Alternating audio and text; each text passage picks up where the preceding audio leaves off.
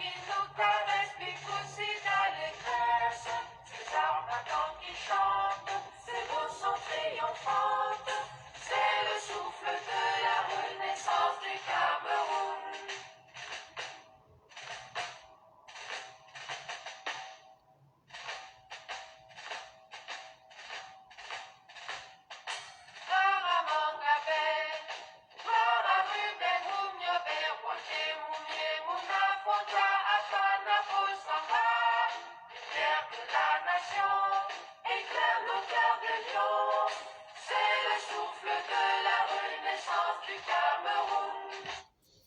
Lumière de la nation, éclaire nos cœurs de lion. Les paroles de cette chanson sont très fortes, elles sont profondes, et je crois que quand on les écoute en boucle, quand on se les imprègne, on est habité d'une force de lion, en effet, qui nous permet de renforcer notre détermination pour construire justement ce pays-là qu'on appelle le Cameroun. Et quelles que soient les solutions qu'il faut adopter pour construire ce Cameroun-là, si ces solutions nous semblent pertinentes, si ces solutions nous semblent sensées, si elles donnent l'impression qu'elles permettent d'avancer, quoi que les gens disent, ce type de chanson, ce type d'hymne de ralliement, d'hymne de renforcement, contribue justement à nous galvaniser davantage pour appliquer ces solutions-là. Et parmi ces solutions, il y a justement la rencontre interpartie qui s'est passée à Yaoundé il y a 24 heures entre les différents partis d'opposition avec le MRC, le PCRN et autres. Et c'est donc ce qui va fonder le sujet de notre live de ce vendredi 2 avril 2021. Voilà, j'ai légèrement tiré en longueur parce que, ayant commencé avec 5 petites minutes de retard, certainement les uns et les autres ont dû jeter un coup d'œil pour voir si le streaming était déjà lancé. Donc, voilà, j'ai tiré un peu pour offrir la tribune à ceux qui veulent regarder en direct de ne rien louper. Donc, aujourd'hui, nous allons parler, comme j'ai dit, de la rencontre des différents partis d'opposition qui s'est déroulé hier au siège de l'UDC à Yaoundé. Il y en a qui appellent cela conférence nationale souveraine déjà. Il y en a qui appellent cela concertation politique. Il y en a qui appellent cela déjà coalition. En fait, les noms sont divers, mais l'idée générale, elle est claire pour tout le monde et c'est une rencontre interpartie. C'est comme ça que je préfère dénominer cela, parce que là, il s'agit d'un préalable à un travail, justement, qui va être fait dans les jours et les semaines à venir dans le but de présenter un code électoral qui convient à tout le monde, d'où l'appellation consensuelle, donc qui crée le consensus, qui crée un accord général, qui satisfait le plus grand nombre, sinon la totalité, et qui ne désavantage personne. Donc pour l'instant, c'était, si on veut dire, la main tendue, la mise en bouche, la rencontre, le bonjour, le dîner, le café, introductif à ce qui va arriver plus tard. Donc voilà, appelons donc ça rencontre interpartie. C'était donc hier une rencontre interpartie qui s'est tenue à Yaoundé. Il y avait le MRC et son président Maurice Kamto, il y avait Joshua Oshie qui est député du SDF d'ailleurs, qui a représenté sa formation politique. Il y avait l'héritage du feu, docteur Adamon Damjoya, président fondateur de l'UDC, Union démocratique camerounaise. Il y avait le PCRN de Cabral Livy, il y avait, voilà, beaucoup de formations, beaucoup de forces vives, si vous voulez, qui a suscité justement beaucoup d'interrogations, beaucoup d'interprétations, et aujourd'hui il s'agit aussi de donner ma lecture. Je pense que quand même, étant MRCiste, nous sommes à même de vous dire plus proche de la réalité de quoi il s'agit. Donc, on est surpris, en tout cas dans un premier temps, de voir que les gens, en fait, qui avaient l'habitude de demander à l'opposition de se rassembler, qui avaient l'habitude de réclamer une coalition de l'opposition, qui avaient l'habitude de réclamer une union de l'opposition, certains étant même du régime, sont aujourd'hui parmi ceux qui critiquent le plus cette réunion, cette rencontre-là.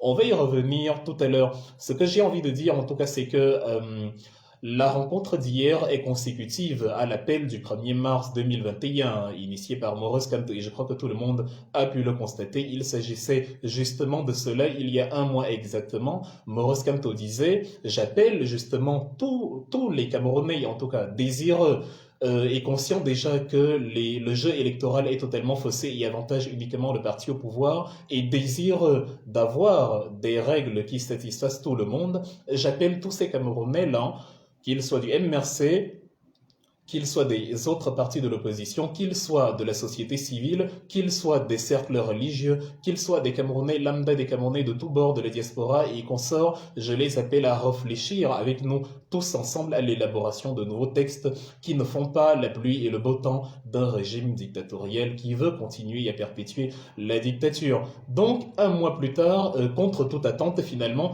cette rencontre a eu lieu. Elle a eu lieu le 1er avril et beaucoup d'ailleurs ont pensé à un poisson d'avril. On discutera certainement dans les semaines à venir du contenu si les choses qui ont été décidées vont se réaliser, si tout le monde est de bonne foi, mais en tout cas la rencontre, elle a eu lieu entre ces différentes formations et ce n'était pas un poisson d'avril. Donc, l'appel du MRC a été entendu. Maintenant, pour satisfaire tout le monde, je ne vais pas dire que c'était l'appel du MRC ou que c'était à l'initiative du MRC parce que de toute façon, ça ne s'est pas tenu au siège du MRC, mais au siège de l'UDC. Donc, on va dire, Maurice Kamto a invité à une rencontre. Il a dit, voilà, si il y a parmi vous, Camerounais, d'autres formations politiques ou de la société civile, des gens qui ont la conscience que ce que je dis est vrai, à savoir qu'il faut véritablement modifier le code électoral pour aboutir à un compromis général, s'il y en a qui sont convaincus, initions un dialogue. Si j'initie, j'aimerais que vous veniez. Si vous initiez, je viendrai. Donc, si vous voulez, vous pouvez même dire que c'est l'UDC qui a justement initié ce dialogue et le MRC s'y est rendu parce que le mouvement pour la renaissance du Cameroun n'est pas dans une guerre d'ego. On ne cherche pas à recevoir la palme d'or sur des trivialités qui ne servent pas le développement du Cameroun. C'est d'ailleurs la critique qu'on peut avoir avec beaucoup de gens, que ce soit au Cameroun ou dans la diaspora, notamment par rapport à la résistance qui s'y mène, où beaucoup se perdent dans des guerres de leadership, dans des guerres d'ego, où il faut que ce soit moi que vous voyez, je suis le mâle alpha, je suis le premier de la classe, et donc c'est moi qui dois porter le combat, c'est moi qui dois porter la révolution, et pendant ce temps, Paul Biya continue de massacrer les Camerounais.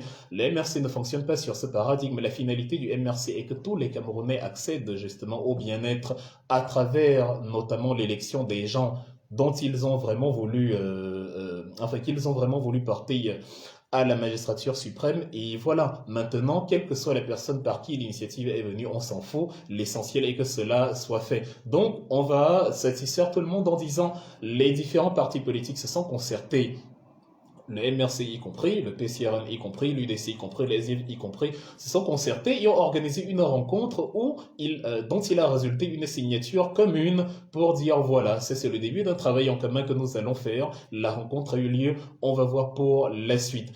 Et comme je disais, on est surpris de voir que des gens du régime RDPC se sont levés pour faire des commentaires négatifs justement sur ces rencontres. Certains prédisant le chaos absolu, certains disant que il est trop tard ou alors il est trop tôt, certains parlant d'opportunisme, d'immaturité politique et j'en passe. Donc là, il y a plusieurs observations que nous faisons. La première, c'est que nous, au MRC, on a été taxés pendant des années de Bamileke, de sectes tribales, de milices sécessionnistes, ségrégationnistes et tout ce que vous voulez, qui n'admet pas les autres, qui a une consonance locale, qui a un parti de village. Et paradoxalement, voilà donc le MRC qui s'ouvre aux autres partis, qui s'ouvre aux Camerounais et qui dit « Venez, peu importe celui qui vient, s'il a de bonnes idées pour que le Cameroun sorte de cette impasse politique, on va l'accueillir les bras ouverts. » Maintenant que nous faisons cela, on se rend compte que les mêmes prédisent le chaos et les mêmes disent que non, c'est sans fondement, ça n'aurait pas dû avoir lieu, ça n'a pas d'avenir, et que sais-je encore. On voit donc la mauvaise foi et le cynisme de ceux qui sont à la tête de ce pays. Ça signifie que lorsqu'ils vous disent qu'ils veulent une coalition de l'opposition, en fait, ils ne la veulent pas. Bien au contraire, ils sont contents que vous ne la fassiez pas. Comme ça, ils peuvent bien falsifier le jeu politique et surfer dessus en disant...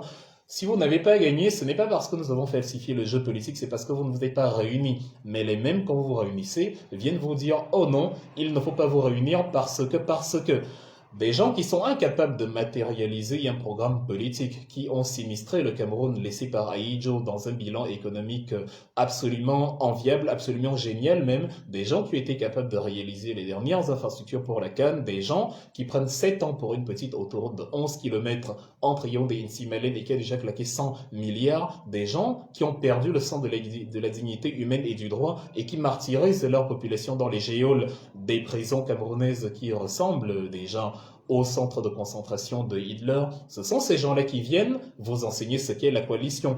Balayez votre cour, laissez celle du voisin, dit une chanson. Donc, avant de s'occuper de nous, que cela s'occupe d'abord de leurs propres affaires, parce qu'ils sont incapables justement de les régler. Maintenant, comme on a l'habitude de le dire, si le RDPC critique l'une de vos initiatives, sachez que vous avez eu raison de faire cette initiative-là, parce qu'un régime normal ne va pas vous applaudir quand vous faites quelque chose qui va le mettre à mal. Si le RDPC et ses satellites actuellement critiquent la coalition qui est en train, enfin la coalition c'est un mot abusé, mais vous savez où je vais en venir, je l'ai expliqué en introduction, s'ils critiquent cette rencontre qui a eu lieu là maintenant, c'est qu'ils savent que elle peut, avec du sérieux, porter sur quelque chose qui va créer une pression énorme contre ce régime-là et qui va l'obliger à réformer le code électoral, qui va l'obliger à aboutir à un consensus, qui va l'obliger à balayer les lois et les articles favorables à Paul Biya, qui va l'obliger à combler les vides juridiques qui permettent justement à Paul Biya et à son système de se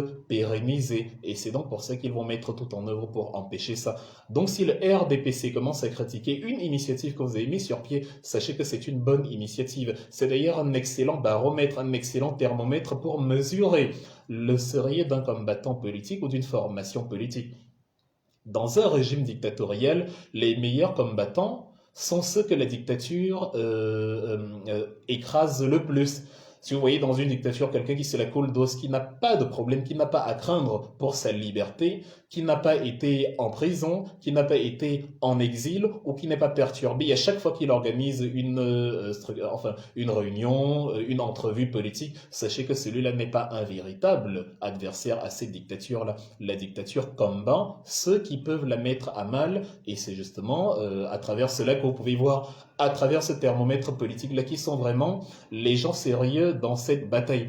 À quelques exceptions près, évidemment. Vous aurez des gens que la dictature fait semblant de combattre, mais qui sont ses alliés, et des gens qui réussissent à passer entre les mailles du filet parce qu'ils savent bien bifurquer, mais qui sont sérieux dans leur opposition à la dictature. En tout cas, dans le cas précis, la critique des biaïstes, ça et là, vient du fait qu'ils sont conscients que nous sommes en train d'écrire l'histoire. Ils n'ont pas vu cela venir lorsque Maurice Kamto lance son appel. Il y a des gens qui se disent que c'est de la poudre aux yeux, ça ne va aboutir à rien. Il y a des gens qui vous disent que ce petit parti politique est mort politiquement, de toute façon ne peut rien impulser. Or, on constate que c'est paradoxalement le parti politique présumé mort politiquement qui fait l'actualité, qui définit les règles du jeu politique actuellement. Ce n'est pas le MRC qui commente les actions du RDPC, mais ce sont les pontes du RDPC qui, à chaque sautement, à chaque sursaut, à chaque bâillement, à chaque éternuement du MRC monte au chrono, commence à s'agiter ça et là comme des vers de terre sur qui on aurait versé du sel. Donc, nous avons bien fait, en tout cas, d'aller à cette rencontre. Tous ceux qui ont participé à cette rencontre ont bien fait, de la même façon que le MRC a bien fait de boycotter les élections, en tout cas tous ceux qui ont boycotté les élections législatives municipales et régionales des derniers mois ont bien fait de les boycotter. D'ailleurs, ça aurait été excellent. Imaginez un cas de figure où tous les partis qui étaient présents hier lors de cette entrevue auraient boycotté les élections législatives régionales et municipales. Nous nous serions retrouvés avec un RDPC totalement seul au Parlement. Ça aurait énormément acclamé sa légitimité. Ça aurait vraiment contribué à mettre au goût du jour, à mettre à nu à la face du monde la réalité selon laquelle les Camerounais ne sont pas satisfaits de la manipulation électorale dont le RDPC est l'acteur, parce que c'est une justement configuration qui lui permet de s'assurer le maximum de sièges, la majorité éternelle, la présidence et tout ce qui va avec. Si tous les partis avaient décidé de se désister lors de ces élections, le poids seulement de ces dernières concertations aurait été plus grand. Et d'ailleurs, cette concertation aurait eu lieu plus tôt parce qu'on aurait compris, oui, tous les Camerounais ont compris que le RDPC, actuellement au pouvoir, est combattu justement par la généralité de l'opposition, parce que tous les partis d'opposition se rendent compte qu'il n'y a rien à prendre dans l'Assemblée nationale dans sa configuration actuelle. On n'obtiendra jamais la majorité, on n'imposera jamais la moindre loi, on n'aboutira jamais à rien. D'ailleurs, Maurice Kamto, si on parle de la rencontre d'hier, elle est en fait la troisième invitation, si vous voulez. On dit jamais 203. En 2015, Maurice Kamto avait invité justement déjà les partis d'opposition à se réunir avec la société civile et tous les acteurs politiques de la nation autour d'un programme enfin consensuel, un code électoral consensuel. Bon, il précise que ça avait été largement encouragé verbalement, mais dans les faits, le soutien ne s'était pas concrétisé parce que le projet n'avait pas été pris au sérieux. En août de l'année 2020, bon, il y a presque un an, il y a eu le deuxième appel du MRC qui a demandé justement qu'on se réunisse encore pour la même réforme et il a été tout autant boudé. Il n'y a pas eu de réponse de part et d'autre. Maintenant, parce qu'il ne faut jamais se décourager en politique, surtout quand on sait qu'on est en train de faire ce qui est bien, il a amorcé le troisième appel qui est donc l'appel du 1er mars. Et suite à cet appel, il y en a justement qui ont répondu et qui ont dit voilà, c'est une bonne idée. En tout cas, réunissons-nous donc, invitons-nous qui organise, qui fait ceci. Et donc, il y a eu la rencontre d'hier.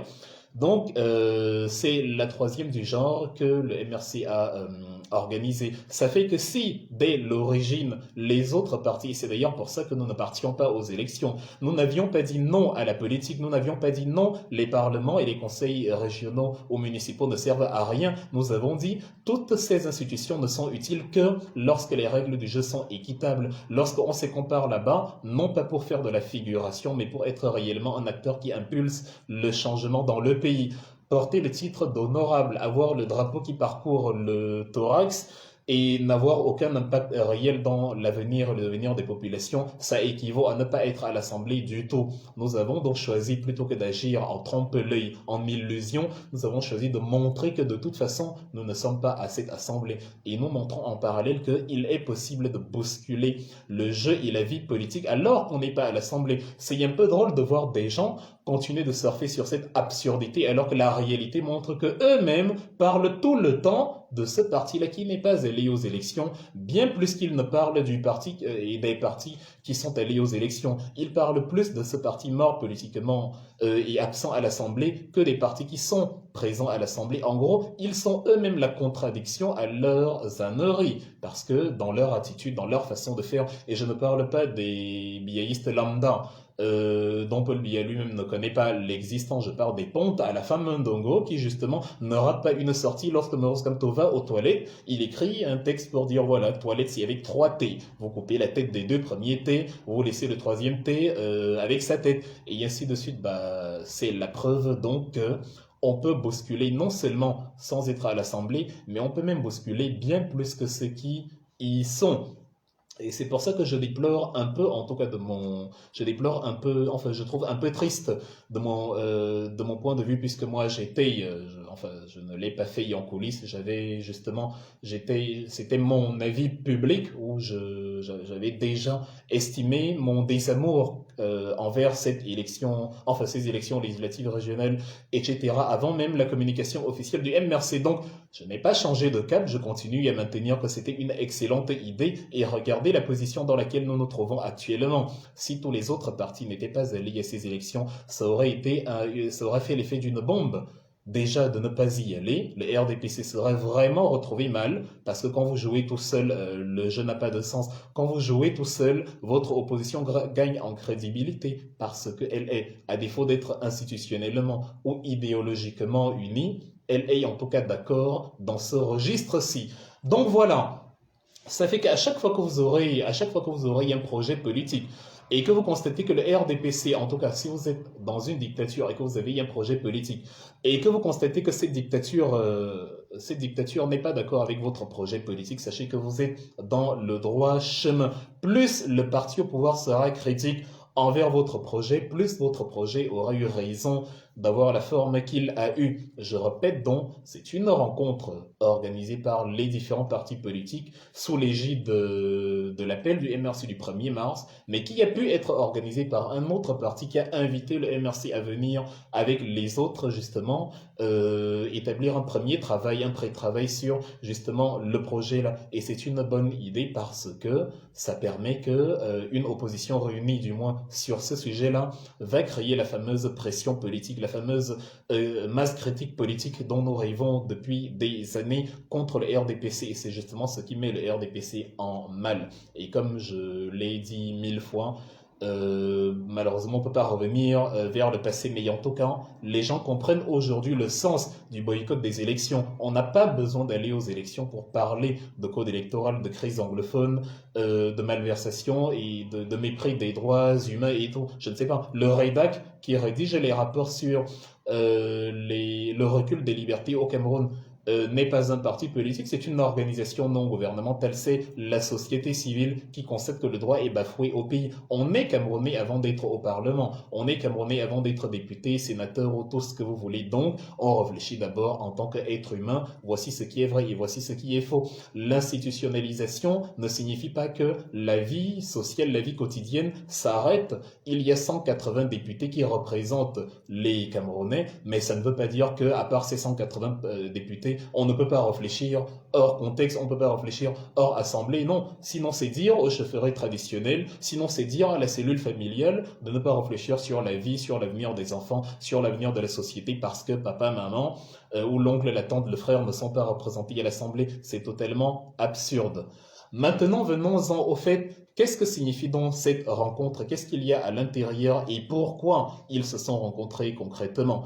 C'est simple. La rencontre d'hier a la même signification que la rencontre de 1961 qui s'était déroulée avant la conférence de Fumban. Quand je parlais de rencontre interpartie, c'est parce que c'est exactement ce qui s'était passé il y a une cinquantaine d'années, du 26 au 28 juin 1961. Je fais une petite parenthèse historique que j'avais d'ailleurs évoquée lors de ma trilogie du week-end dernier sur la crise anglophone.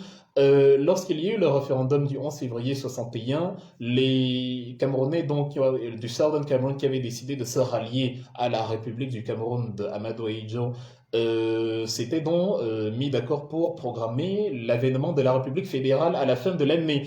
Mais il fallait d'abord définir les modalités de réalisation de cette République fédérale. Et c'est pour ça qu'une rencontre devait se tenir à Fumban du 17 au 21 juillet 1961. Mais avant cette rencontre de Fumban, il y a eu au mois de juin une pré-rencontre qu'on a appelée le consensus de Bamenda. C'était justement du 26 au 28 juin de cette année-là. Elle a réuni donc les différents partis de la zone anglophone qui se réunissaient déjà entre eux pour dire alors, qu'est-ce que nous allons présenter? Parce qu'on a eu une grande rencontre à faire avec le gouvernement de la République du Cameroun. Mais d'abord, définissons déjà les points que nous allons leur présenter. Définissons déjà notre programme, notre vision, parce qu'eux aussi sont en train de se préparer là-bas. Et c'est exactement ça, puisque Ahmadou Ahidjo et la France se préparaient à rédiger un programme, une pré-constitution, qu'ils ont d'ailleurs fini par imposer. Mais ça, c'est un autre chapitre. En tout cas, la pré-campagne a fait, la pré-réunion, le congrès, la conférence, le consensus de Bamenda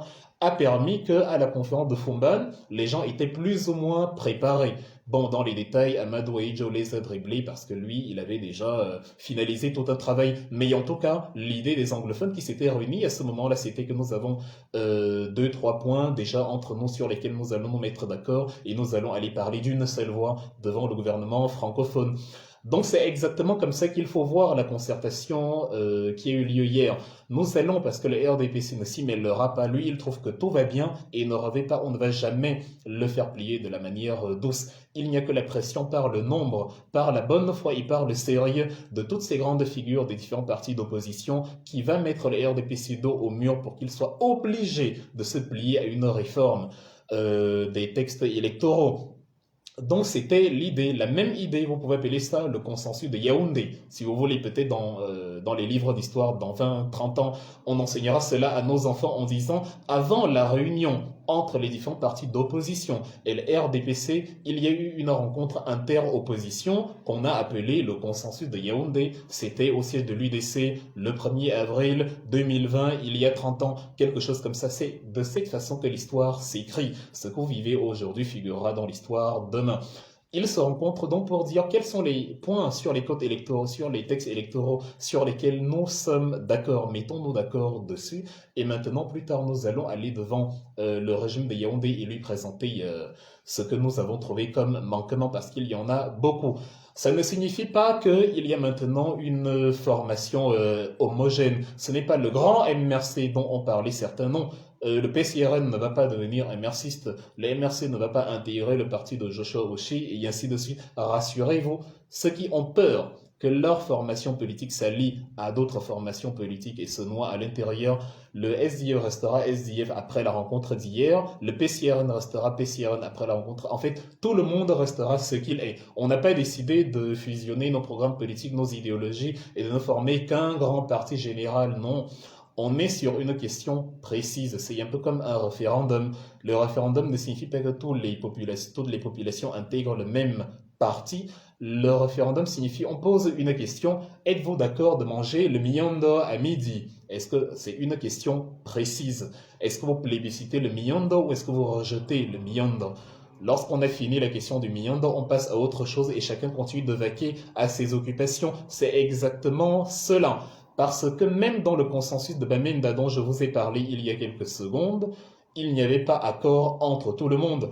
Le consensus de Bamenda réunissait d'un côté John Gofoncha, qui avait déjà rencontré Yamado Age au mois de mai, et Yamado Age lui avait déjà fait part du fait que lui, il a une constitution préétablie, élaborée avec la France, qu'on va d'ailleurs imposer à la partie anglophone et qui va à long terme faire office de constitution unique pour tout le pays. Et c'est d'ailleurs ce qui est arrivé avec le référendum forcé du 20 mai 1972, dont il y avait John Gofoncha qui n'était pas tout à fait avec ses homologues anglophones. Il y avait les anglophones intermédiaires qui, avec le même John Gofoncha, avaient créé en 1955 le KNDP, le Cameroon National Democratic Party, avec Augustine Gomjoa, John Gofoncha, Salomon Tandemona, ainsi de suite. Il y avait le KNC, le Cameroon National Congress de Emmanuel Ndele, qui avait justement, déjà avant le référendum de 61, qui avait abouti à la séparation avec le Northern Cameroon, lui, il voulait que le Southern Cameroon se rattache aussi au Nigeria comme le Southern Cameroon. Mais après, bon, le référendum a eu raison de lui, il était par la force des choses intégré au Cameroun, mais il a participé quand même à cette réunion interpartie. Ça signifie que on peut se rencontrer de manière hétérogène sur une question précise. On n'est pas obligé de se fondre les uns dans les autres et de devenir MRC, SDF et consorts, non. On est un parti qui fait face à un autre parti, en fait des partis dont se rencontrent autour d'un projet commun. C'est pour ça que je précisais, je consolais, je rassurais en tout cas ceux qui auraient peur qu'on ait à faire une sorte de grand MRCO, de grand SDF ou de grand je ne sais pas trop quoi, qu'il n'en est rien du tout. Ce n'est pas une coalition politique, c'est une rencontre, c'est une coalition d'accord sur le fait qu'il faut réfléchir sur le code électoral. Ce n'est pas une coalition des partis, ce qui est déjà une très bonne chose parce que le sens même d'une coalition, c'est ça. La coalition n'est pas l'absorption, la coalition n'est pas la fusion, la coalition n'est pas l'assimilation. La coalition veut dire je suis bleu, tu es vert, tu es rouge, on garde chacun sa couleur. Mais de temps en temps, nous mélangeons nos pinceaux pour créer l'arc-en-ciel. Voilà, l'arc-en-ciel après une pluie dans une zone donnée, dont nous sommes justement dans la configuration de la pluie politique dans une zone donnée. Et autant Emmanuel Ndele, Augustine Gomjoa et Salomon Tandemona ou John Gofoncha n'étaient pas d'accord sur tout lors du consensus de Bamenda de juin 61, autant le consensus de Yaoundé de avril 2021 ne repose pas non plus sur le fait que tout le monde est d'accord sur tout. Il ne faut donc rien craindre. Il ne faut donc pas que des gens nous disent que oui, vous avez insulté, je sais pas, tel ou tel parti d'être allié au RDPC. Non, ce n'est pas de ça qu'il s'agit. Je vous le dis aujourd'hui ouvertement, si la rencontre, et d'ailleurs c'est d'ailleurs ce que nous réclamons depuis des années, si la rencontre avec Paul Biya permet de résoudre la crise anglophone. Nous sommes prêts, tout le monde est prêt à rencontrer Paul Biya, même si c'est Wilfried Ekanga qui n'est qu'un Camerounais ordinaire, je peux rencontrer Paul Biya. Même si c'est Maurice Kamto, il peut rencontrer Paul Biya, si ça permet de résoudre la crise anglophone. Ça ne veut pas dire que nous avons oublié que Paul Biya est un tueur de masse qui a massacré déjà des milliers, des dizaines de milliers de personnes en zone anglophone. Ce que nous sommes en train de faire, c'est du pragmatisme simplement. Et c'est dans le même cas de figure que nous demandons à Paul Biya de rencontrer Ayoub Tabé. Ça n'enlève pas la réalité que Ayoub Tabé est, pour beaucoup de sécessionnistes, le leader de la sécession. Et comme les sécessionnistes tuent aussi des Camerounais au Nozo, Ayoub Tabé est aussi le commanditaire de beaucoup de meurtres qui se passent là-bas. Paul Biya est aussi le commanditaire de beaucoup de meurtres qui se passent là-bas, ourdis par ces armées qui tuent des bébés sur le dos de leur mère, qui tuent des petites filles de 4 ans comme Martha à Mouyoukan, qui incendient des villages en Garbo, qui violent des femmes, des étudiants, etc. Donc, on a affaire à deux camps de démons qui sont malheureusement obligés de se rencontrer parce que c'est la solution à ce que le geyser, le lac de sang prenne fin. C'est ça la finalité que nous recherchons, la fin du lac de sang qui sinistre justement la région nord-ouest et sud-ouest de notre pays depuis bientôt 5 ans. Donc c'est une rencontre pragmatique. Ça signifie que même si aujourd'hui nous pensons que certains, je ne sais pas s'il y a des gens parmi nous qui pensent que Cabral Libye, Joshua aussi, ou même Maurice Kamto, en tout cas si vous pensez qu'il y a des traîtres, si chacun pense que Cabral Libye est un traître qui n'a rien à faire dans cette coalition, que Joshua aussi est un traître qui n'a rien à faire dans cette coalition, que Maurice Kamto est un traître qui a travaillé avec le gouvernement qui n'a rien à faire dans cette coalition, sachez que nous ne sommes pas là-dedans. Nous sommes dans le cas de figure où ils sont tous des traîtres, ok, admettons, mais qu'est-ce qu'il faut pour résoudre la crise anglophone, pour résoudre les crises politiques? Et la réponse est qu'il faut que tous ces traîtres-là dont se réunissent, même s'ils sont traîtres, vu qu'on ne va pas créer de nouveaux Camerounais sortis de nulle part, ex nihilo, qui vont justement incarner les rencontres interparties. On est obligé de faire avec les Camerounais préexistants, avec leurs antécédents, avec leur passé, et c'est justement ce qu'ils sont en train de faire. Nous n'avons donc pas changé de cap. Il ne s'est jamais agi de dire que maintenant, ceux que nous avons critiqués sur telle ou telle chose sont désormais les bons, ou que nous avons retourné notre veste. Non, il ne s'agit pas non plus de vouloir que ceux qui nous ont critiqués nous prennent maintenant pour des bons. Nous ne ferons jamais l'unanimité, ça n'existe pas en politique. Nous voulons seulement faire comme Deng Xiaoping en Chine qui disait que le pragmatisme est au-dessus de tout. Ce qui compte, c'est l'efficacité d'une méthode. Peu importe qu'un chat soit noir ou blanc, pourvu qu'il attrape la souris. Et c'est ces méthodes-là qui ont permis à la Chine d'émerger aujourd'hui. Or, elles étaient critiquées. Les Chinois copient tout, les Chinois ne créent rien, les Chinois disaient, je m'en fous.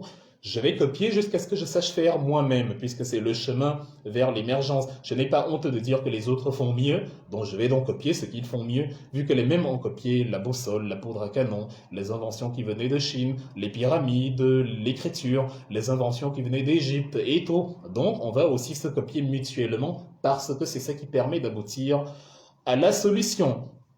Donc, il y a deux façons donc de se rencontrer. Il y a la première façon que je viens d'illustrer là, qui veut dire, même si je ne suis pas d'accord avec une personne, si c'est ce qu'il faut pour que la question soit résolue, je suis dans l'obligation de le faire.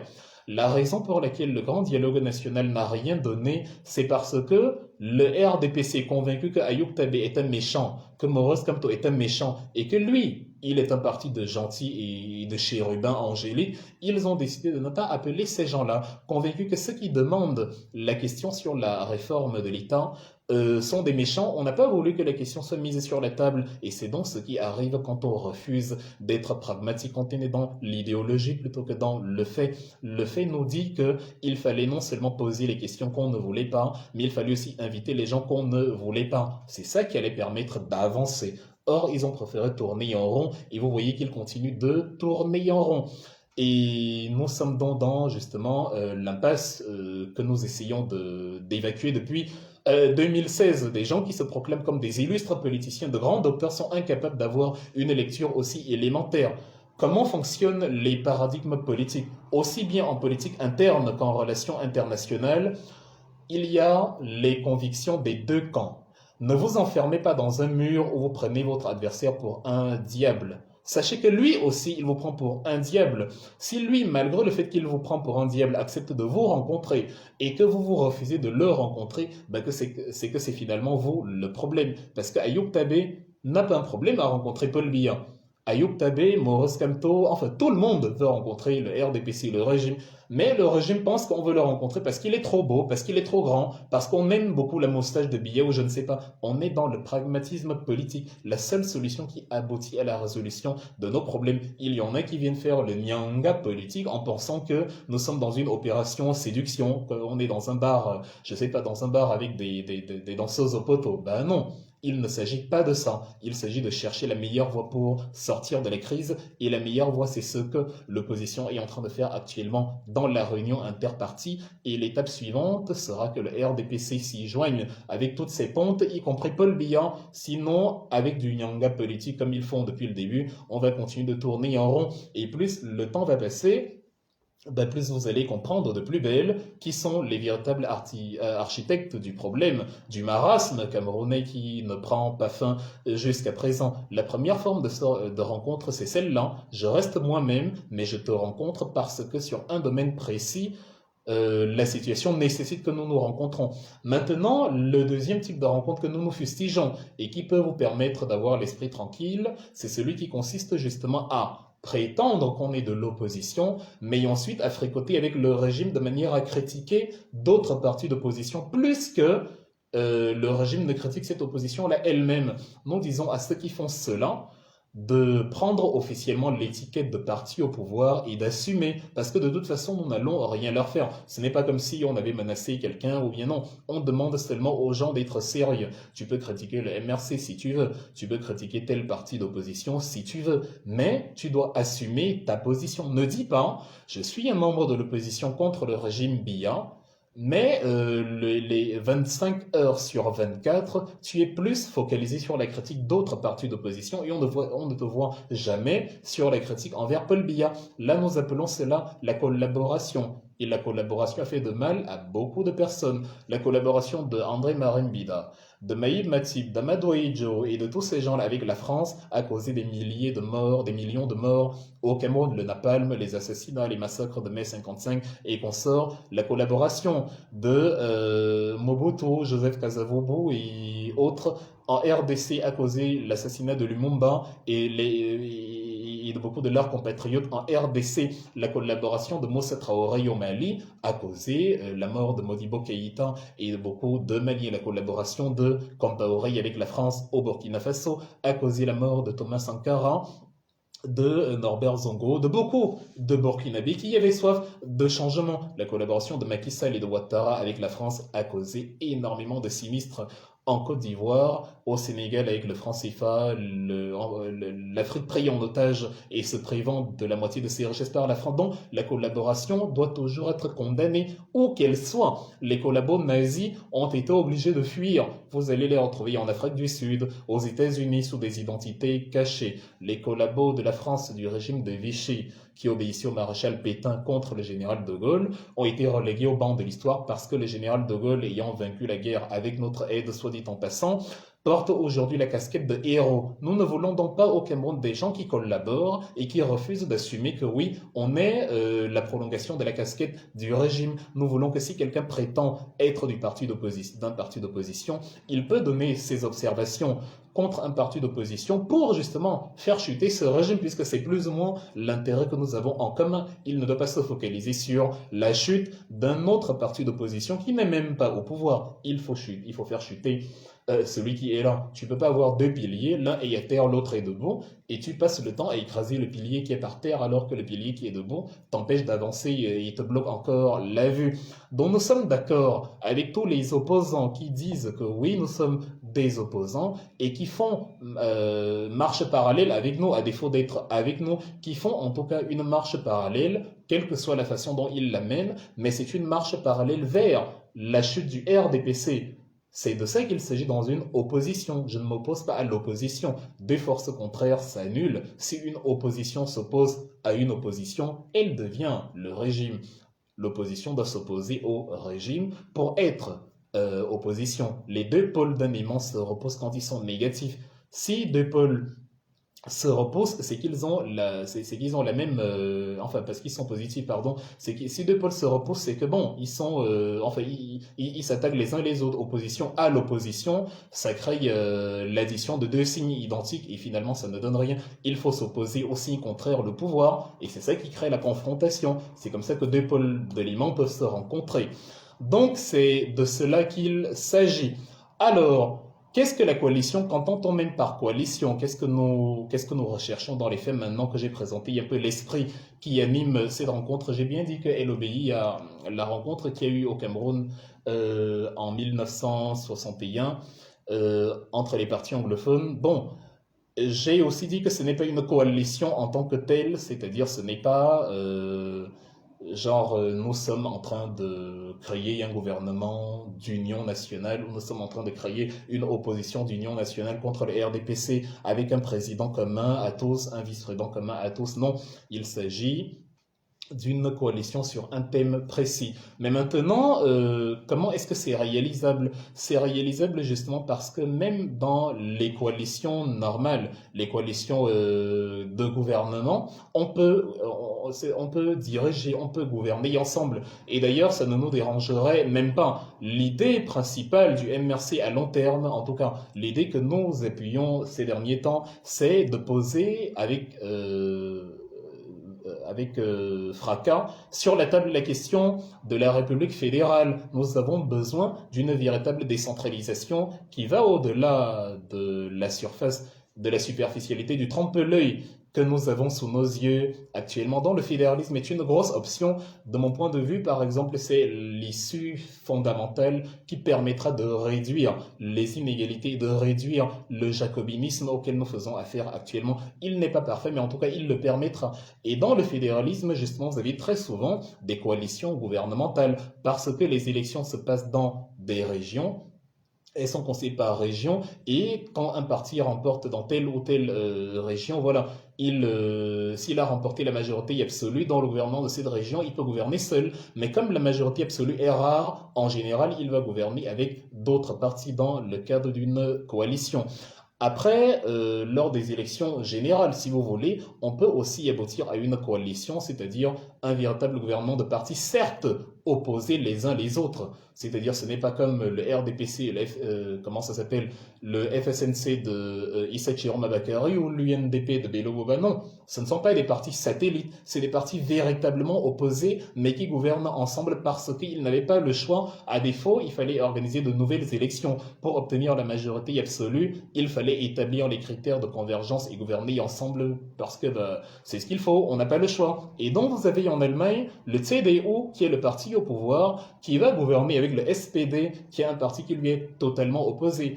Les chrétiens démocrates contre les socialistes qui vont gouverner, voilà. Parfois, il y aurait une coalition multiple avec la gauche, une coalition avec le FDP, le parti libre, une coalition avec les Verts, et ainsi de suite. En fait, les idéaux ne sont pas les mêmes, mais les circonstances nous amènent à nous coaliser pour diriger le pays parce que c'est l'intérêt supérieur de la nation qui prime. Donc, Madame Merkel va rencontrer, par exemple, je ne sais pas, une grande figure historique du SPD, prenons l'ancien ministre de l'économie, Sigmar Gabriel. Elle va lui dire, voilà, je suis certes la chancelière, mais tu es du SPD, certes, mais tu vas, puisque les résultats ne nous ont pas donné la majorité absolue, tu vas diriger l'économie.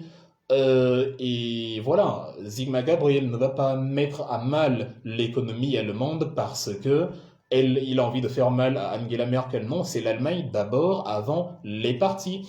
Et lorsqu'il y a une responsabilité sur les manquements économiques ou bien certaines pratiques économiques, c'est tout le monde qui va tirer la responsabilité. C'est une responsabilité allemande. Quand on critiquait par exemple l'Allemagne d'avoir commercialisé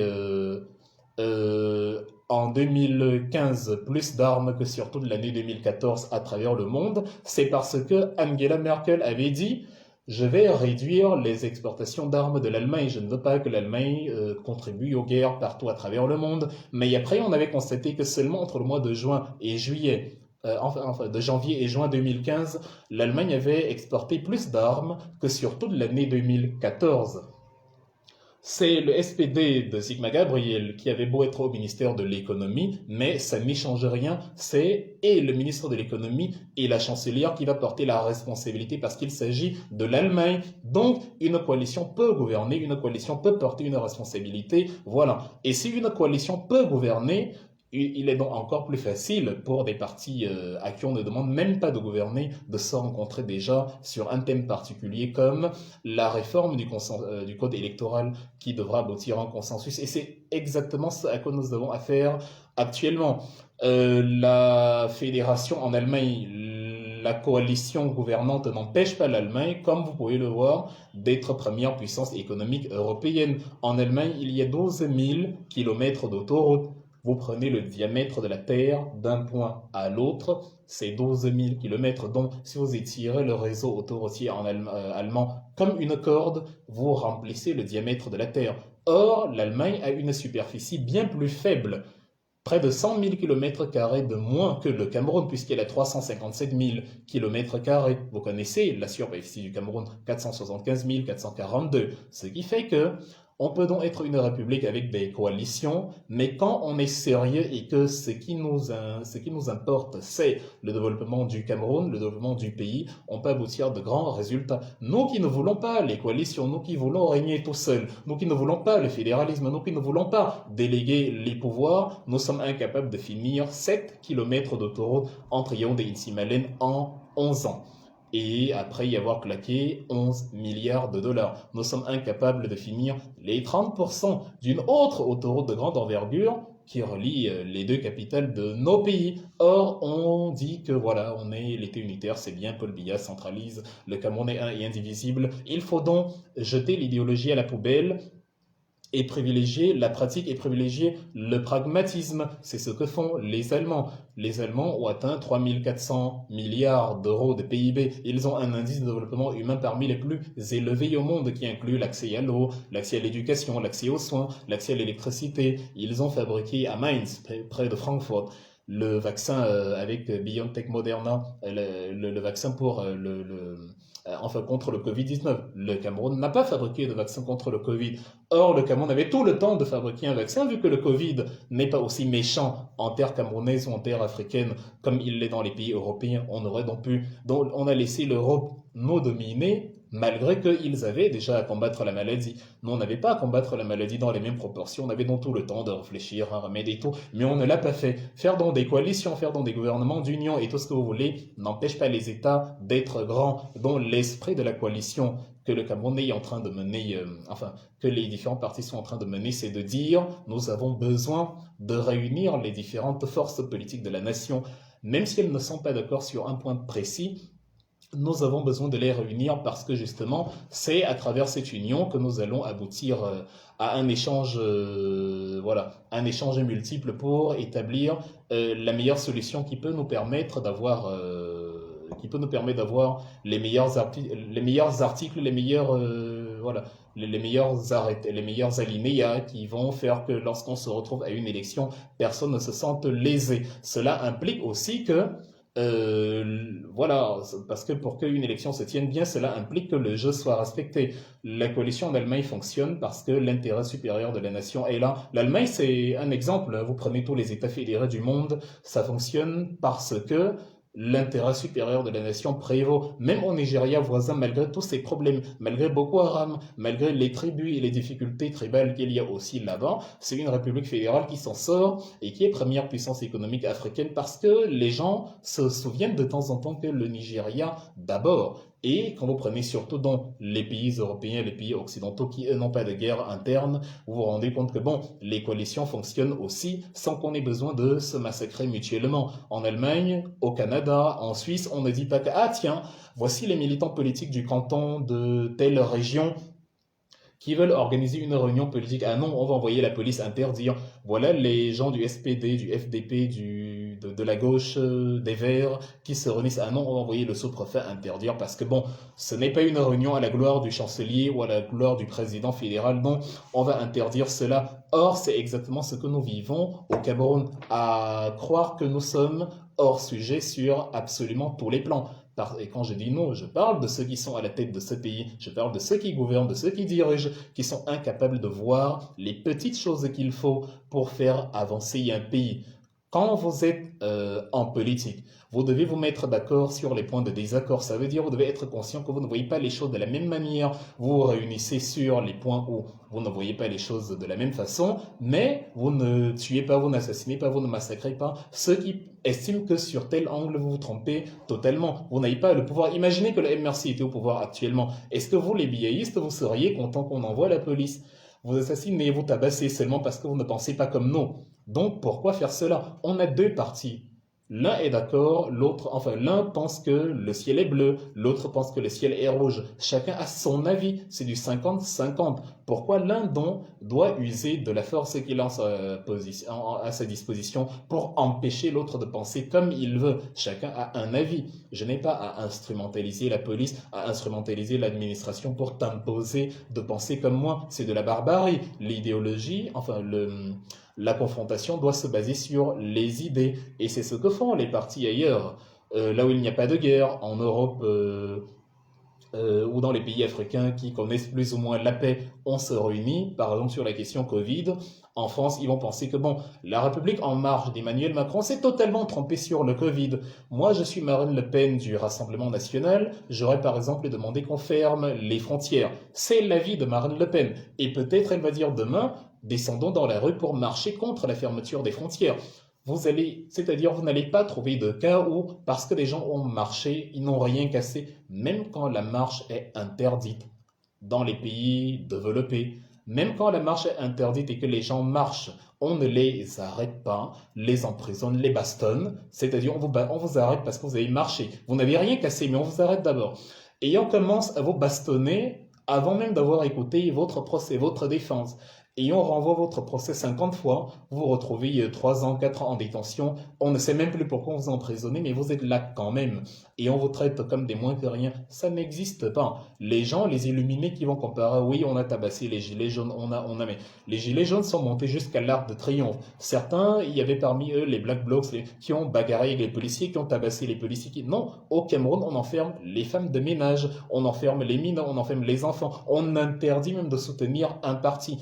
Vous avez eu ou en France un parti légalement présent dans les textes administratifs, qui a une base légale, qui n'est pas condamné par la justice du pays. Dans quelle configuration, dans quel cas de figure avez-vous vu qu'on empêche aux gens d'adhérer à ce parti-là alors que le parti n'est pas interdit? Même le NPD qui est interdit en Allemagne plus ou moins se déploie, les gens, on les observe, on vérifie qu'il ne fasse pas n'importe quoi, mais on n'arrête pas quelqu'un parce qu'on le soupçonne d'être du NPD alors qu'il n'a rien fait de mal, et on l'incarcère, et on le torture, et on parle encore d'état de droit. Ça n'existe pas. Ce n'est pas ce type de pays qu'il faut. Ce n'est pas ce type de pays que nous comptons construire. Ce qui fait que la coalition initiée par les différents partis d'opposition obéit à la logique, donc nous pouvons gouverner ensemble, même si nos idéaux ne sont pas les mêmes. Nous sommes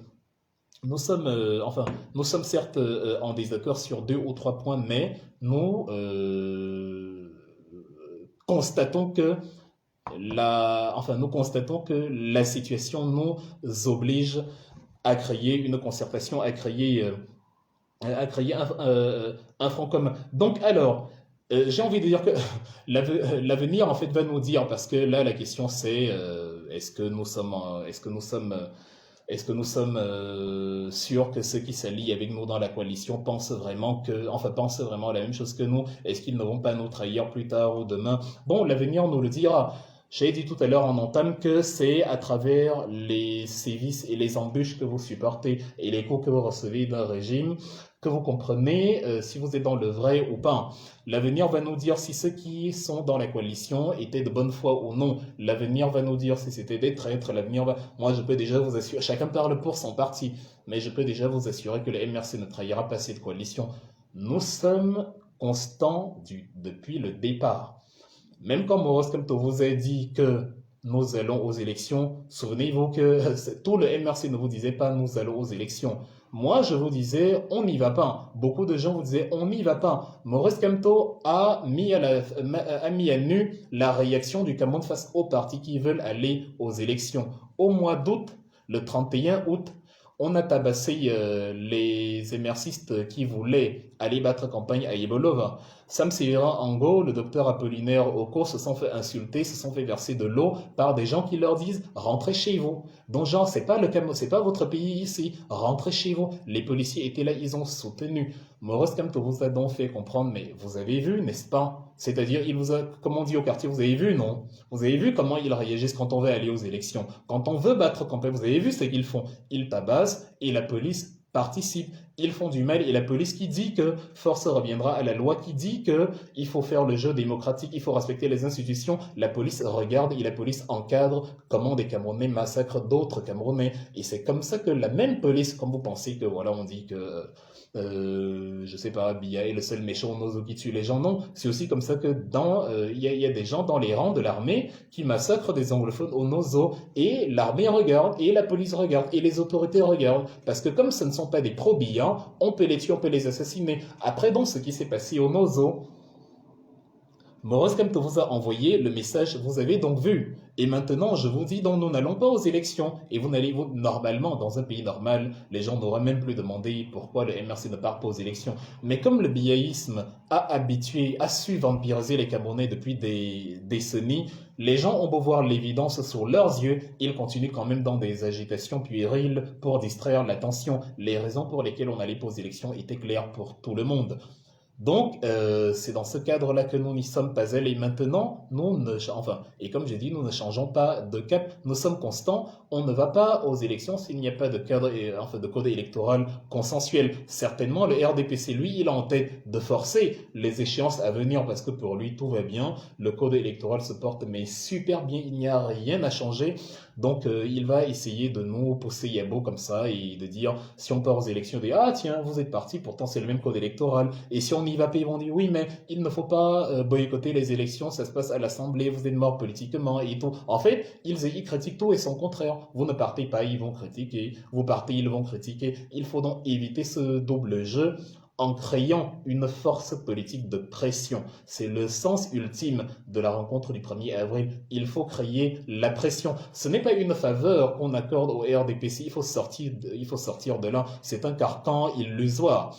Vous ne rendez pas service au MRC avec un code électoral consensuel. C'est pour le bien de tous les Camerounais. Personne ne veut d'une tricherie favorable à un seul système. Tout le monde veut une structure qui permet à tous les Camerounais de s'émanciper. Tout le monde veut un système qui permet à tous les Camerounais justement d'accéder aux conditions normales de candidature. Personne ne veut se retrouver dans un cas de figure comme à Yebolova où vous avez envie de battre campagne, vous avez la bonne foi de vous dire ok je m'en vais aux élections parce que bon c'est la démocratie, c'est les institutions, c'est l'état de droit et tout, mais on vous empêche d'y aller parce que ici c'est le village de Paul Biya, parce qu'en fait on est dans un état tribal et dans un état tribal vous n'êtes pas autorisé à aller battre campagne dans le fief du tribaliste en chef vu que ce n'est pas votre village. Dans un état de droit, les tribalistes n'accusent pas d'autres Camerounais de tribalisme, alors que c'est eux qui sont en train de pratiquer ce tribalisme-là. Donc, l'avenir va nous dire si les autres aussi sont dans la même droite lignée de ce que nous entendons faire et vont nous aider à maintenir cette pression-là contre ce régime. Et après, vous aurez la réponse à vos questions. Mais le MRC ne vous trahira pas et le MRC ne se laissera pas trahir s'il y a des gens qui ont des destins, des instincts ou des pulsions, des désirs inavoués à l'intérieur. On reconnaîtra l'arbre à ses fruits. La droiture et l'intégrité du MRC ne souffrent de rien. Nous allons toujours de l'avant. On ne fait pas, en tout cas, on ne joue pas un double jeu. Donc, revenons à un individu qui s'appelle Jacques Famendongo, qui s'est beaucoup agité ces derniers mois et ces derniers jours, ces dernières heures encore autour des décisions du MRC et des autres partis d'opposition, mais en particulier du MRC. Vous allez vous rendre compte que bon, la réunion était au siège de l'UDC, mais c'est autour de la voiture du président du MRC que la police était agglutinée. C'est toujours très intéressant. On peut aussi se demander est-ce que cette réunion aurait été comme ça interrompue par les autorités si le MRC n'avait pas été présent. Bon, Famundongo fait une sortie pour dire, parce qu'il est le griot en chef, la créature, en fait, en termes de cynisme, de tribalisme, de bassesse et de sauvagerie politique, c'est difficile de faire mieux. C'est-à-dire dans le processus d'abrutissement des masses pour conserver le pouvoir à une entité réduite. Il est excellent dans son rôle, ça, il n'y a rien à dire. Il fait excellemment bien son travail. Il faut bel et bien défendre ce qu'on est en train de manger. Il faut bien défendre les 75 milliards qui vont venir de temps en temps pour les 500 000 ordinateurs. En tout cas, il fait une sortie, il est ministre de l'enseignement supérieur. Voilà, le Cameroun, il est ministre de l'enseignement supérieur. Et c'est le ministre de l'enseignement supérieur qui vous dit que, en dehors du Parlement, il n'y a pas de politique. Je ne sais pas s'il a des enfants à la maison à qui il enseigne ce genre de cours. En fait, vous voyez les intellectuels, les enseignants, je ne sais pas, les ministres de ce pays-là, et vous vous demandez qu'est-ce qui s'est passé. Vous vous demandez s'il y a un Dieu dans le ciel qui, je ne sais pas, est trop occupé pour s'occuper, enfin, regarder un peu le Cameroun. Vous avez l'impression le Cameroun a été abandonné par la raison. Voilà un ministre qui ne parle que du MRC depuis la campagne de 2018. Voilà un ministre qui a dit que le MRC est mort politiquement depuis 2018. Mais au lieu d'agir en conformité avec la considération selon laquelle le MRC serait mort politiquement, ne parle que du MRC. Maurice Kamto fait une photo avec sa femme pour vous souhaiter une bonne année. Il va en parler sur son statut. Maurice Kamto mange le maïs grillé avec, je sais pas, le coquille, le manioc, le plantain. Il va commenter. Maurice Kamto achète le soya chez Moussa. Il va commenter. En fait, on a l'impression que la mort politique du MRC ou l'absence du MRC au Parlement lui fait plus mal que si le MRC était vivant, ou que le MRC était présent dans les assemblées. Il apporte donc lui-même la confirmation qu'il est dans un mensonge absolu. Parce que quand quelqu'un n'existe pas, quand quelqu'un n'a pas voix au chapitre, quand quelqu'un ne sert à rien, on n'en parle pas. Par exemple, je ne parle pas du président du Bahreïn parce qu'il ne me sert à rien. Je ne sais même pas où le Bahreïn se trouve. Je sais que c'est un État très riche quelque part, je ne sais pas, dans le Golfe.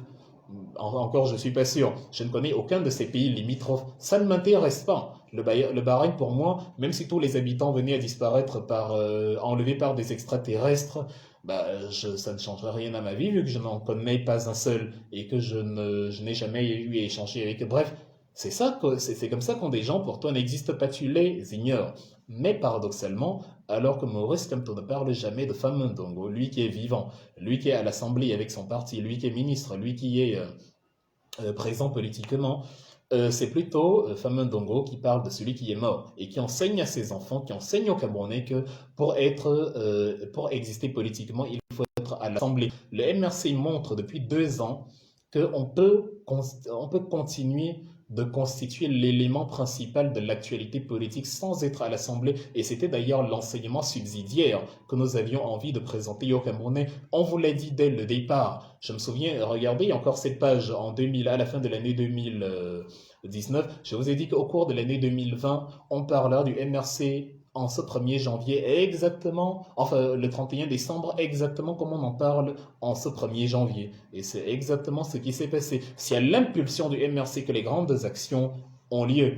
C'est à l'impulsion du parti qui n'est pas à l'Assemblée nationale que l'actualité politique au Cameroun continue de se faire. Les médias étrangers appellent d'ailleurs Kamto le leader de l'opposition camerounaise. Or, nous ne réclamons pas ce titre. On s'en fout. Et ça énerve d'ailleurs beaucoup de partis d'opposition qui sont à l'Assemblée nationale et qui ne comprennent pas qu'on appelle celui qui n'est pas à l'Assemblée leader de l'opposition. Nous ne sommes pas leader d'opposition, nous sommes leader de l'actualité politique au Cameroun. Tout tourne autour du MRC. Le MRC est le seul parti qui, s'il dit demain il y a une marche sur l'étendue du territoire, va militariser, va conduire à la militarisation de toute l'étendue du triangle national. Faites l'expérience et vous verrez. Donc, quand Famundongo sort ses élucubrations, on peut lui poser la question: est-ce que lorsque Martin Luther King présentait en 63 son discours I Have a Dream devant le Lincoln Memorial de Washington contre la ségrégation raciale, il était à l'Assemblée nationale?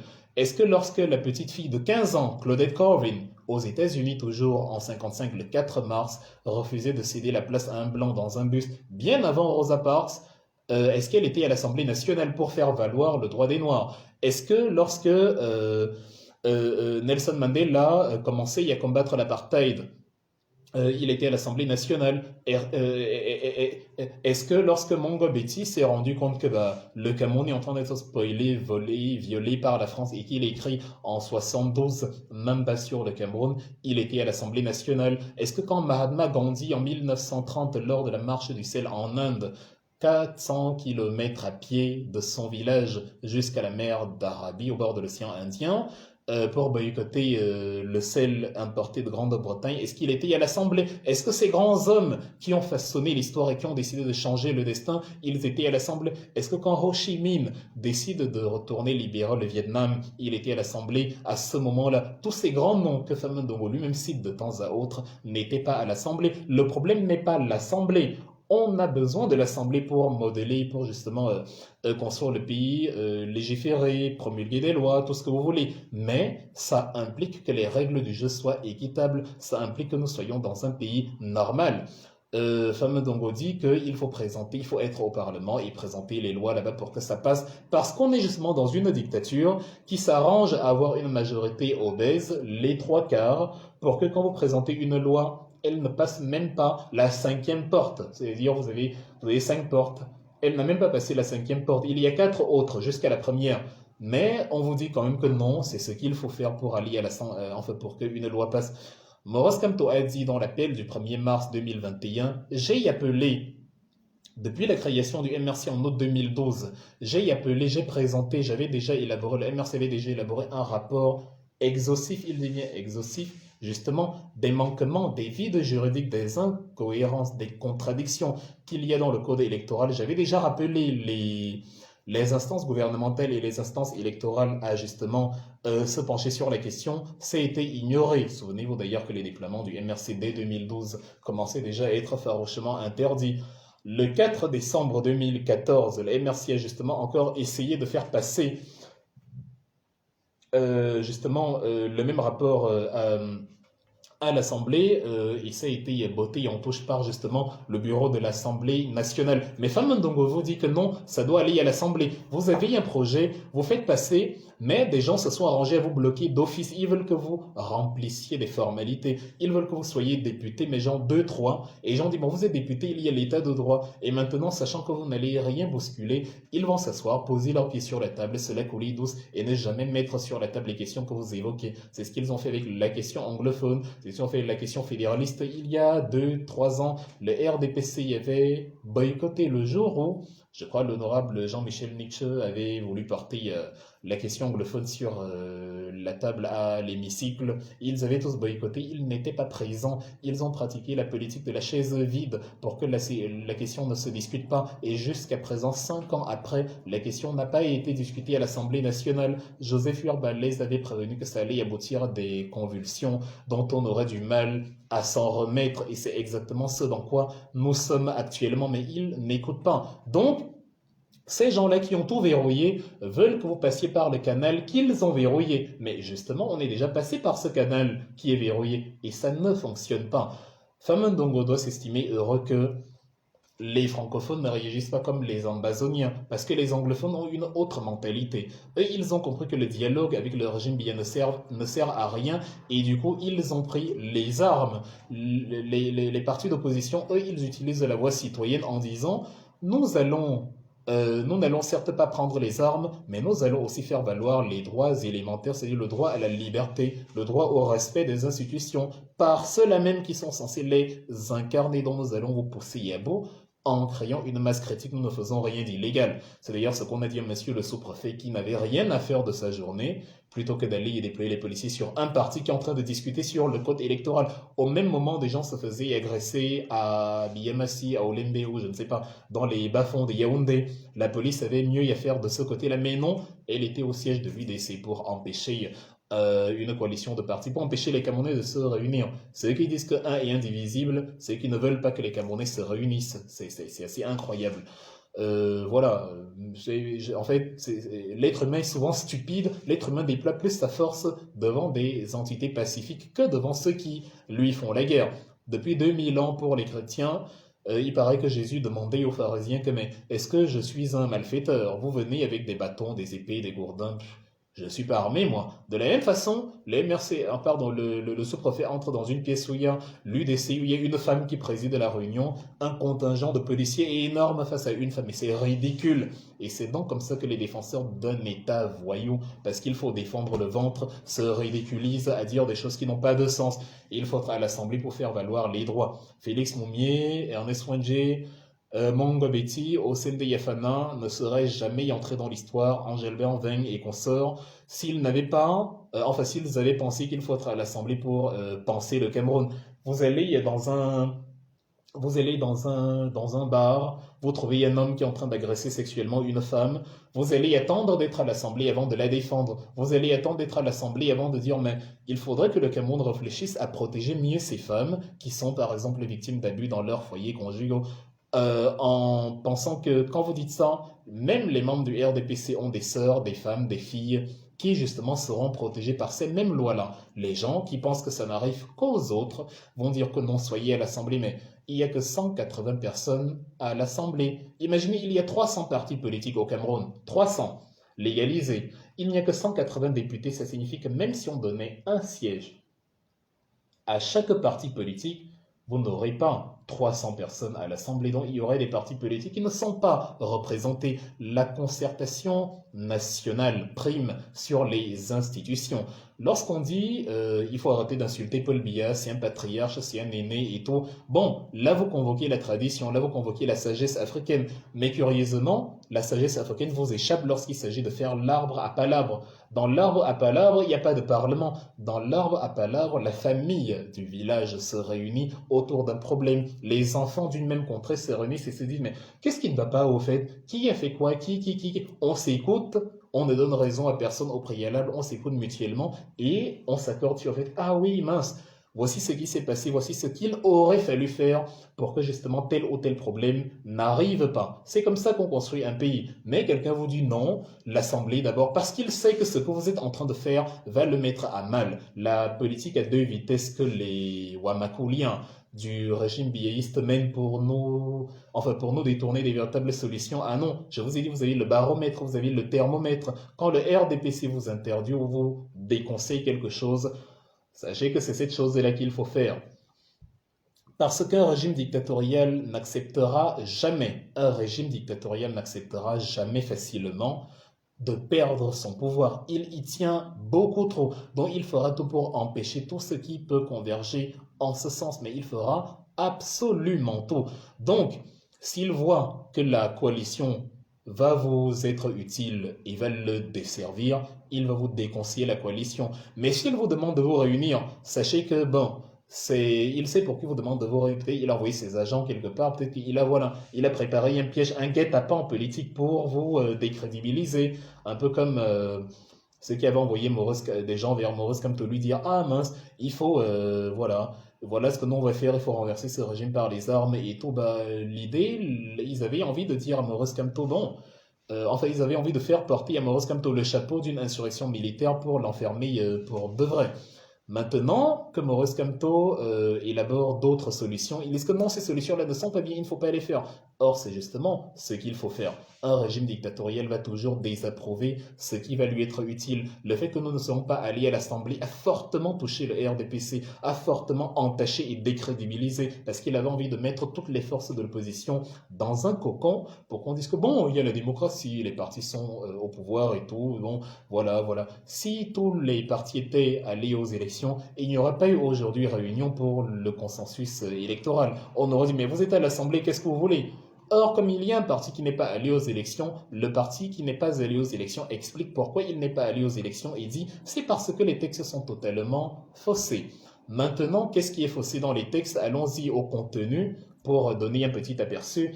Le MRC a dit, Maurice Kamto a dit, cela le 1er mars, et toute la coalition, la réunion interpartie du 1er avril 2021 l'a dit aussi.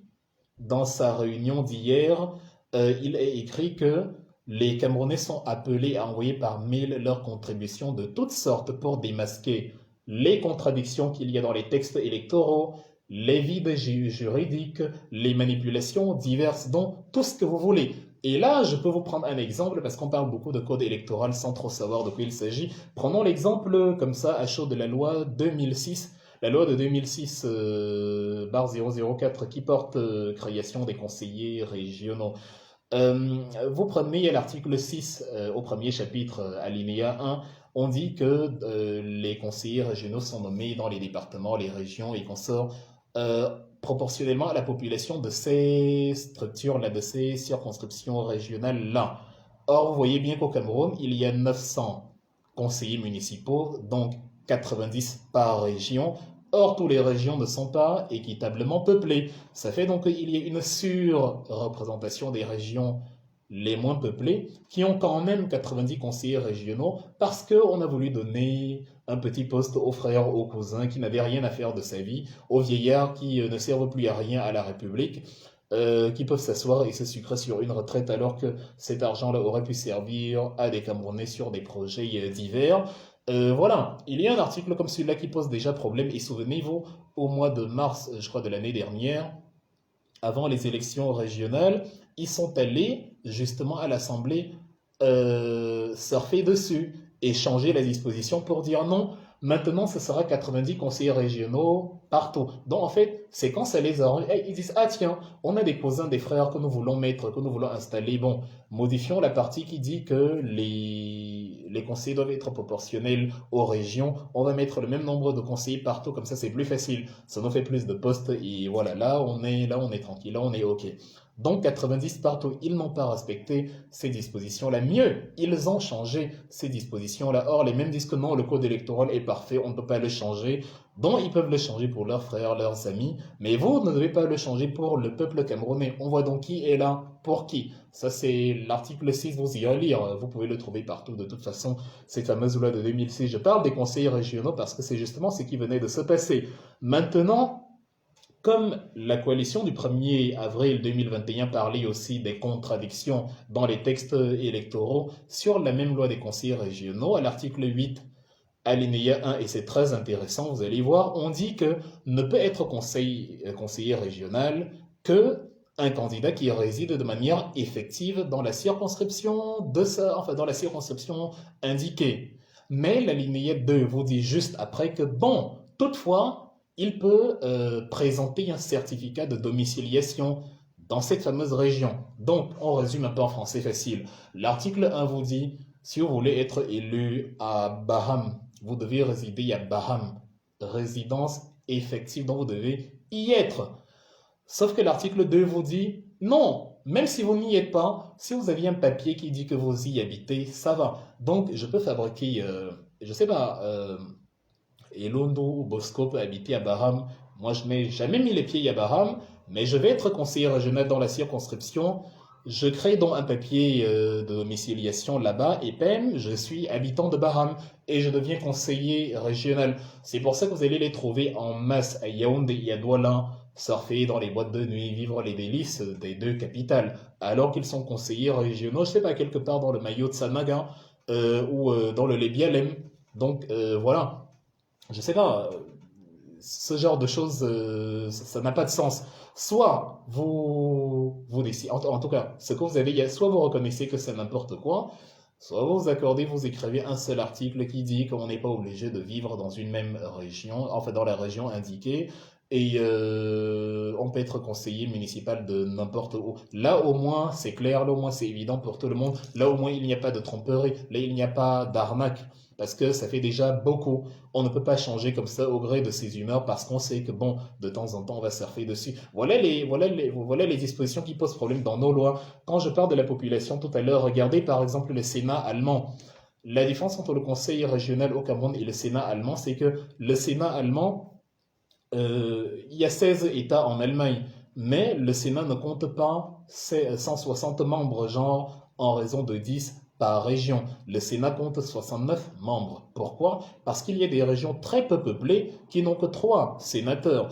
Il y a des régions, les Länder, comme on les appelle, les Bundesländer, qui sont très peuplées, comme le Baden-Württemberg, et qui auront 6 sénateurs, dont le double parce qu'ils ont plus de 7 millions d'habitants. C'est ça les dispositions. Si vous avez plus de 7 millions d'habitants, c'est 6 sénateurs. Si vous avez moins d'un million d'habitants, c'est 2 sénateurs. Moins de 2 millions, c'est 3 sénateurs et ainsi de suite. Donc, on permet à ce que les représentations au Parlement soient conformes à la population. C'est d'ailleurs ce que la même loi de 2006 précise.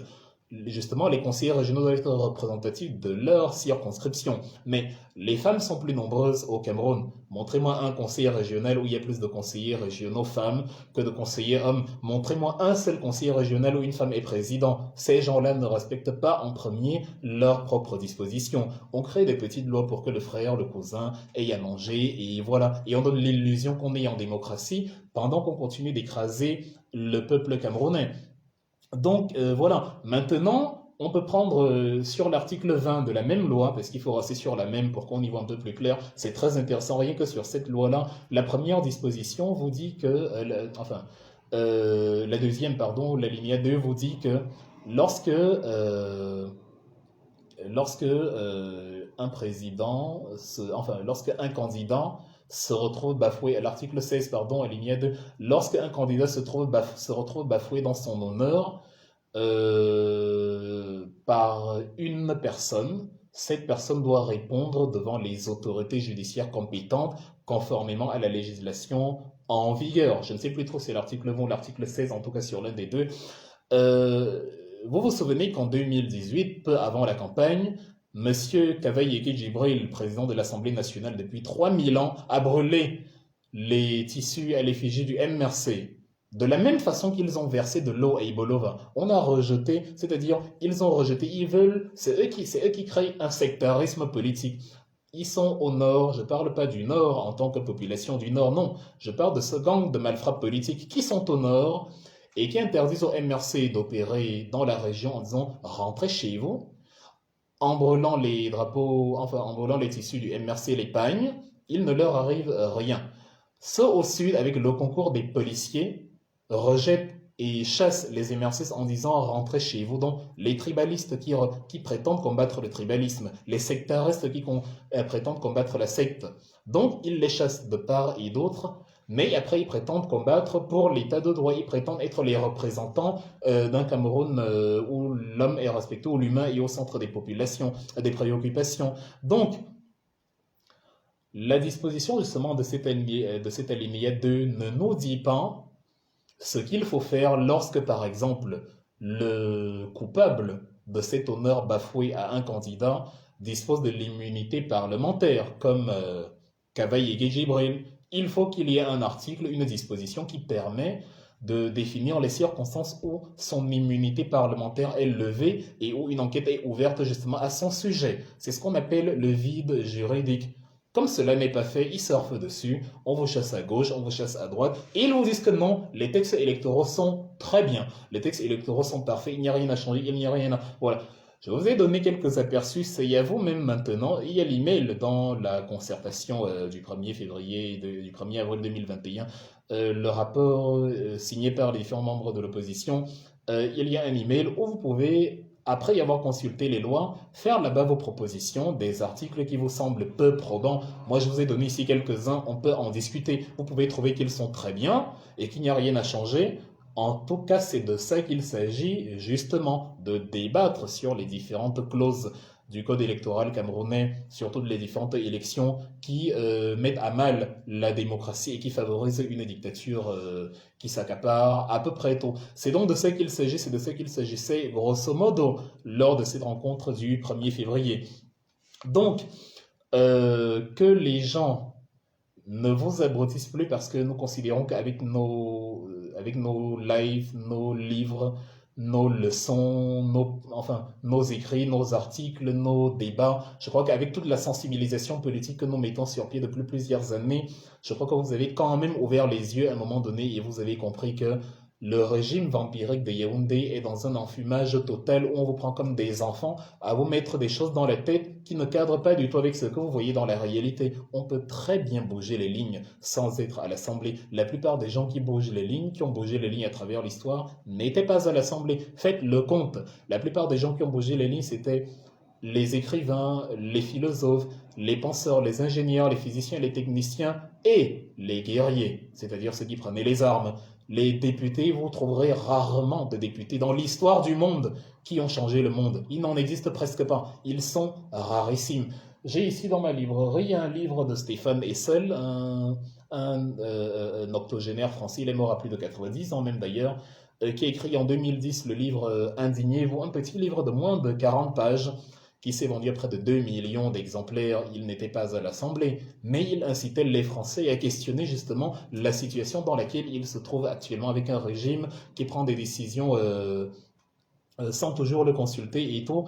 Et voilà, il faisait remarquer à chaque habitant de n'importe quel pays du monde qu'en fait, chacun de nous a quelque chose qui le pousse à s'indigner, un motif d'indignation.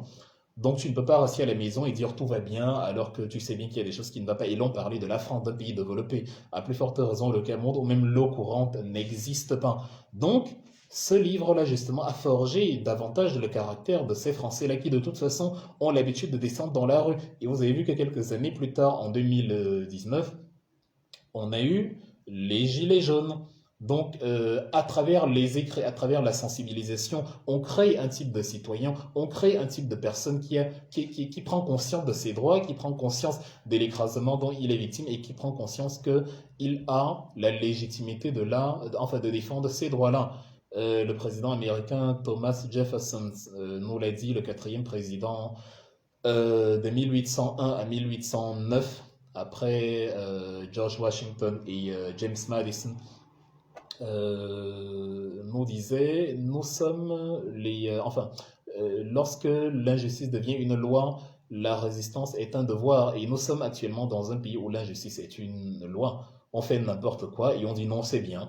On enferme des femmes de ménage, on dit non, c'est bien, acceptez. On va vous en paix, on va vous donner l'impression que descendre dans la rue, marcher, manifester, boycotter, c'est illégal, que c'est mauvais. Or, c'est exactement l'expression de l'état de droit. L'état de droit ne signifie pas je suis un canevas fixé par le régime. Non, le canevas que je dois suivre doit être dicté simplement par le droit des textes et par le droit naturel. Quand je sais que ce que je fais est conforme au droit, en l'occurrence le droit au boycott, je me fiche pas mal de ce qu'un régime pense. Quand je sais que manifester et protester est conforme au droit, je ne regarde pas ce que le régime pense. La dictature ne doit pas être la loi. On ne va plus infantiliser les Camerounais en 2019 comme on l'a fait à nos ancêtres il y a quelques années. Vous pensez que la raison pour laquelle nous sommes dans l'impossibilité de retourner au Cameroun, c'est parce que nous avons dit que Paul Biya est un fainéant, Paul Biya est un tueur de masse? Non. Bibo Nissak n'a jamais insulté Paul Biya. Moi, je dis que Paul Biya est un vampire, un assassin, un tueur de masse. Bibo Nissak ne l'a pas dit. Bibo Nissak est toujours structuré et poli dans dans son exposé. Moi, je fais partie des politologues qui dérangent. Je fais partie des politologues désordonnés. Je fais partie de la politologie anarchiste. Je n'aime pas les lois, je n'aime pas les conventions, je n'aime pas être soumis à quelque chose ou à quelqu'un ou à une conduite particulière. J'informe avec les informations dont je dispose, et quand j'ai un assassin en face de moi, je ne dis pas cet homme coupable de meurtre, je dis non, ce tueur de masse. J'exprime ça comme ça parce que c'est cru. Je suis partisan de l'électrochoc. Je pense que le langage cru, tant qu'il continue d'édifier, permet aux Camerounais de se réveiller. Et d'ailleurs, ça marche. Je remarque même que mes textes sont plus lus qu'il n'y a de personnes connectées en direct sur mes live streaming. Or, quand je fais les lives, je n'insulte presque pas. Autant que quand je suis à la télé, je n'insulte quasiment pas. Mais quand j'écris dans mes articles, Paul Biya reçoit tous les qualificatifs possibles. Ce n'est donc pas parce que nous insultons Paul Biya qu'on est enfermé ou en exil, non. C'est parce que nous tapons là où ça fait mal, nous poussons les réflexions qu'il faut et nous mettons ce régime totalement en déroute. Il sent la panique venir, c'est pour ça qu'au moindre mouvement, il se lève. Souvenez-vous que même les Amazoniens avaient l'habitude de réclamer chaque 1er octobre la République fédérale et tout, on ne leur faisait rien. Le MRC actuellement ne réclame pas la sécession, mais voilà, on est à chaque fois à son siège. Avant 2016, le FNC, le Southern Cameroon National Council, se réunissait toujours pour le 1er octobre pour la commémoration de la République fédérale. Ça se passait très bien. Ce n'était même pas, c'était bien plus grave que le MRC actuel, parce qu'on savait à l'époque que bon, c'est juste des gens qui parlent mais qui ne vont rien faire. Or, nous tapons là où ça fait mal, nous éduquons la population, nous informons et ça les met très mal. Quand on cite les lois, quand on cite les dispositions de loi qui dérangent, quand on fait appel à l'histoire pour montrer que Fameux Ndongo est un menteur qui n'a rien à faire de sa vie, à part parler du MRC, parce qu'il a tellement abruti l'université camerounaise qu'il n'y a pas une seule université camerounaise dans le top 100 des universités africaines. Une seule, il n'y en a pas une seule. Et je ne veux même pas parler du top mondial parce qu'on n'est même pas dans les 4000 premières universités. Et encore, je suis gentil, même pas dans les 400 000. Et ce n'est pas parce que les programmes ou l'enseignement ou les leçons manquent, non. C'est parce que ceux censés vous appliquer les véritables leçons vous enseignent qu'il faut aller à des élections truquées d'avance pour qu'on vous appelle politicien et que vous êtes inactif en politique, on n'est pas à l'Assemblée. C'est les gens qui mettent entre parenthèses Martin Luther King, Rosa Parks, Desmond Tutu, Nelson Mandela, Félix Moumier, Angèle Béhanving, le père Menrat Edgar, si vous voulez même parler des religieux, le cardinal Christian Tomi, qui mettent de côté tous ces gens-là, tous ces grands noms qui n'ont jamais entendu parler de votre histoire d'assemblée et qui ont quand même bousculé dans l'histoire de leur pays. Voilà pourquoi, avec une éducation aussi absurde, on se retrouve à être invisible dans le ranking des universités mondiales. Voilà, les 1h30 se sont écoulées, je ne vais pas aller plus loin. Je vous remercie d'avoir écouté ce streaming. Comme d'habitude, à la fin de chaque live, je vous invite à vous procurer ce livre-ci. Je l'ai écrit à l'issue de la campagne électorale 2018 parce que j'y étais, parce que j'y ai participé, parce que j'étais dans la gueule du loup de ces dictatures. Pour ceux qui nous disent aller en Afrique, on y est allé.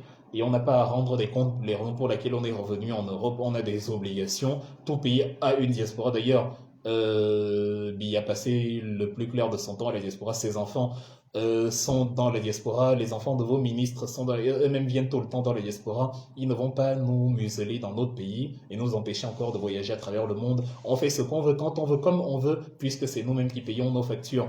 Donc, il est disponible sur Amazon. Tu dois t'impliquer. Là-dedans, vous allez retrouver les raisons que j'ai évoquées ici, ce que je pense de la politique, ce que je pense de la coalition politique, ce que je pense de la concertation politique, même en face d'un dictateur qu'on n'aime pas, à la Paul Biya, parce que même devant Paul Biya, même si je viens à le rencontrer demain, je le considérerai toujours comme un tueur de masse. Mais s'il faut le rencontrer pour que la crise anglophone soit réunie, je lui dirai, hé mon gars, il s'agit ici maintenant de reconnaître qu'il y a eu des fautes des deux côtés et que la forme de l'État est ce qu'il faut. On sort de l'idéologie pour être pragmatique, mais ça ne veut pas dire que la personne qu'on a rencontrée est devenue un ange. C'est pour ça que je ne demande pas à ceux qui rencontrent le MRC actuellement de nous considérer comme des anges. Pensez de nous ce que vous voulez. Tout ce qui nous intéresse, c'est que vous êtes d'accord que la réforme consensuelle du code électoral est la clé qui nous sortira de cette crise. Donc voilà, je vous mets le lien du livre dans les commentaires à la suite de ce streaming. En attendant, pour ceux qui veulent un exemplaire dédicacé, vous pouvez m'écrire dans le mail, dans la messagerie tout de suite et voilà, vous allez l'avoir. On va discuter de comment je vous le fais parvenir avec votre adresse et qu'on sort. Donc voilà. Je vous remercie d'avoir écouté ce streaming. J'espère qu'il vous a été utile dans le siège de la trilogie que j'ai fait il y a une semaine sur les 3 thèmes, la crise anglophone, l'état de droit, le tribalisme. Je vais peut-être en faire d'autres prochainement, mais en tout cas, voilà, c'est ce que j'avais à vous dire aujourd'hui. Prenez soin de vous et très agréable week-end dans le vent de la Renaissance. On reviendra sur cette concertation politique pour vous confirmer ce que je vous ai dit tout au long de ce live. Bonsoir à vous et à la prochaine. Sur les sillons de la Renaissance du Cameroun.